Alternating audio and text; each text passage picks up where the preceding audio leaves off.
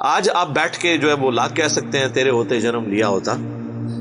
ٹھیک ہے جی, میں اس سے کہنا رفع دین پھر بھی نہیں سی تو کرنا, تو جنم بھی لے لینا اس زمانے سے. ظاہر ہے جی معاشرے سے ٹکرانا بڑا مشکل کام ہے, بات کرنا آسان ہے نا.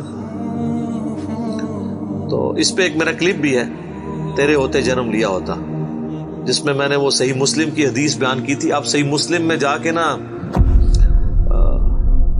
غزوہ خندق والا چیپٹر کھول لیں تو آپ کو یہ حدیث مل جائے گی. حذیفہ ابن یمان رازدار رسول, جو حضور علیہ السلام کے قریبی ساتھیوں میں سے بھی تھے, ان کے سامنے چند تابعین نے کہا کہ حضرت کتنے آپ خوش نصیب ہیں, حضور کا آپ نے دور پایا ہے. کاش ہم بھی اس زمانے میں ہوتے تو جس طرح آپ نے حضور کے ساتھ جنگیں کی, آپ کے ساتھ مل کے آپ نے دین کا کام کیا, ہم بھی کرتے. تو حضرت حذیفہ نے کہا یہ اتنا آسان کام نہیں ہے, اس طرح کے دعوے نہ کرو, آج یہ بات کرنا آسان ہے نا. تو نبی صلی اللہ علیہ وآلہ وسلم کے مبارک زمانے میں انہوں نے کہا میں تمہیں ایک واقعہ صرف سناتا ہوں کہ غزوہ خندق کے موقع پہ سخت سردیوں کی رات تھی. تو حضور علیہ السلام نے ندا دی اصحاب میں کہ کون ہے جو جا کے کافروں کی جاسوسی کرے ایک سخت رات کے اندر اور جنت میں اللہ کے نبی کا پڑوس حاصل کر لے. اللہ اکبر, ہاں سبحان اللہ. اوتے کو نکلوتا. دوسری دفعہ آپ نے اناؤنسمنٹ کی, کوئی نہیں کھڑا ہوا. تیسری دفعہ اناؤنسمنٹ کی, کوئی نہیں کھڑا ہوا. سب یہی کہتے خود ہی حضور کسی کی ڈیوٹی لگا دیں, اتنی سخت سردیاں, اور پھر کافروں کے تیروں کا اندیشہ بھی تھا. حتیٰ کہ بخاری مسلم میں آتا ہے کہ آپ علیہ السلام کی نماز عصر اور مغرب قضا ہو گئی تھی اسی میں, عشاء کے وقت میں جا کے آپ نے نمازیں پڑھی, کیونکہ وہ سامنے سے تیر آتے تھے. تو ظاہر ہے جو رات کو اگر یہاں سے کوئی جاسوسی کے لیے جاتا تو وہاں بھی تو ان کے ایجنٹ کھڑے ہوئے تھے. تو 3 دفعہ آپ نے اناؤنسمنٹ کی, چوتھی دفعہ آپ نے فرمایا حذیفہ.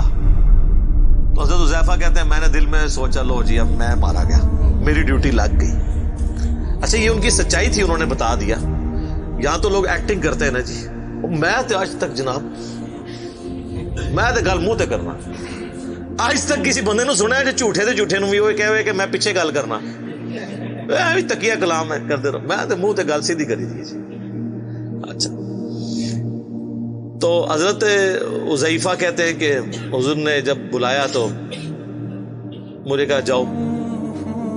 ان کا میں تو پھر اب انکار تو نہیں کر سکتا تھا, تو حکم آ گیا. پہلے تو ایک آپشن بھی تھا بچنے کا.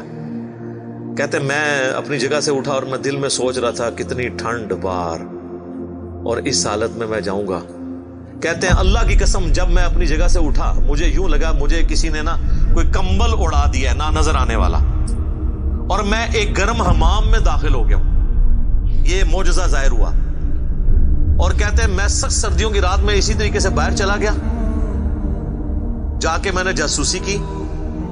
اور کہتے ہیں کہ ایک لمحہ آیا کہ ابو سفیان میرے ایک تیر کے نشانے پہ تھا, تو میں نے کوشش کی کہ میں اس کو ادھر ہی مار دوں, لیکن مجھے حضور کی بات یاد آئی, آپ نے بھیجتے وقت کہا تھا کہ دیکھنا کسی پہ تیر نہیں چلانا, کوئی نواں ماز نہ کھول کے آ جائیں, ایک کام نہ کریں.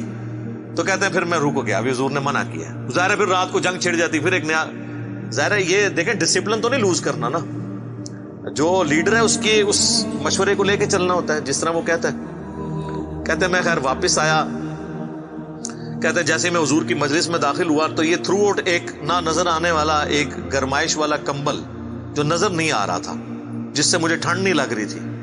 جیسے میں اپنا وہ کام پورا کر کے حضور کو آ کے پوری مخبری کی کہ یہ اس وقت وہ تیر کمان رات کو بیٹھ کے تیز کر رہے ہیں, اتنے لوگ ہیں, اتنے یہ ہیں. آگے حضور صلی اللہ علیہ وسلم کو خبر دی, تو جیسے ہی میں فارغ ہوا تو مجھے پھر ٹھنڈ لگنا شروع ہو گئی. تو حضور علیہ السلام نے اپنی مبارک چادر مجھے اڑا دی. تو یہ وہ پوری حدیث ہے تیرے ہوتے جنم لیا ہوتا. تو یہ کہنا آسان ہے میرے بھائی, بڑا مشکل ہے. یہ غزوہ احد میں بھی یہ وہی لوگ تھے جنہوں نے حضور کے ہوتے ہوئے جنم لیا تھا, لیکن دیکھ لیں 700 میں سے صرف 80 بندے حضور کے ساتھ رہ گئے تھے. اور جب بھگدڑ مچی اس وقت تو 80 بھی نہیں تھے, 12 تھے.